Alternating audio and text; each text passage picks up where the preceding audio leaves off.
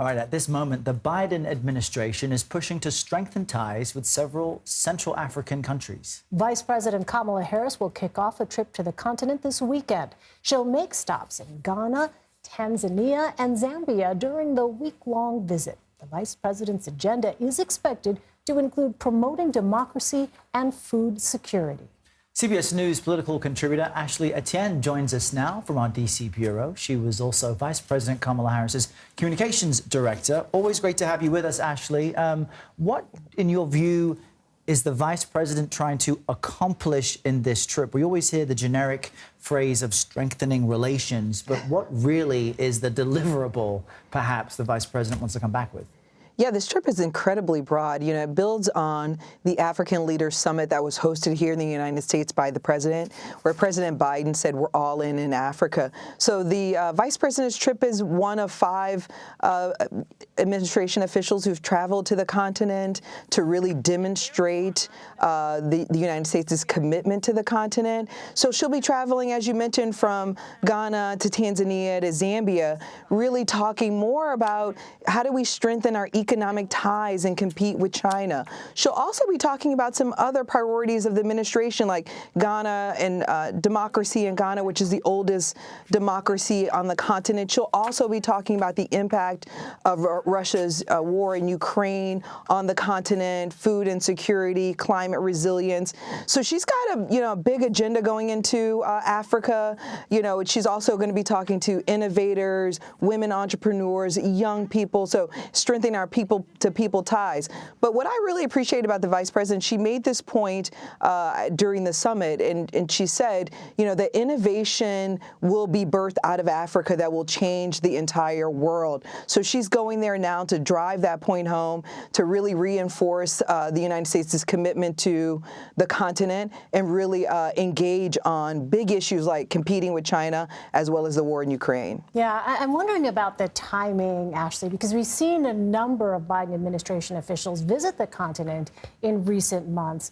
Why make this push to strengthen ties right now? I mean, you mentioned China, which I know has itself been trying to forge ties in several countries in Africa. Why at this particular moment, the emphasis? Well, I mean, again, it builds on the summit that happened in the United States. I think the administration sees Africa is vital to not only our economic growth, but to our alliances in the world. And so the vice president is, a person that's created a lot of value for the president in that area. She's met with 100 leaders, global leaders all over the world. She traveled to Munich, traveled to South Africa, really reestablishing our foreign ties, our economic ties around the world, and really reasserting our authority in the world. So that's why it's important, and who better than the vice president? Not only is she a big figure, but it's also a very personal trip for her. Her father was actually one of the first government officials to travel to Zambia to help liberate the country. So it's not just in our economic interest, but it's also very personal to her, this trip. President Biden also expected to travel to the continent later this year. That's significant. President Trump did not go to the continent. Barack Obama did. George W. Bush did. So what message would that send to nations there? How significant will that be? Well, I mean, it really, the statement is that we see you. We see all of the continent. We see their promise. We see the progress that they've made. We see sort of how vital they are to the rest of the world.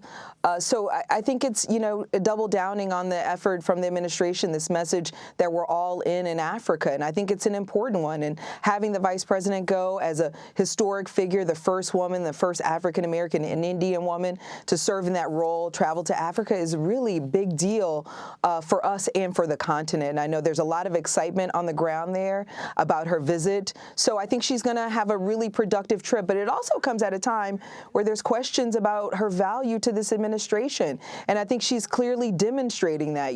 I've worked for the 2 most powerful women in American politics, Speaker Pelosi as well as the vice president, and I've come to see how people talk about their leadership. They spend more time talking about what they've done rather than how they've done it. And so to have a vice president who's met with 100 leaders all over the globe, reasserting our authority around the world, now going to Africa to make the point that we're all in Africa, I think there couldn't be a more more powerful statement.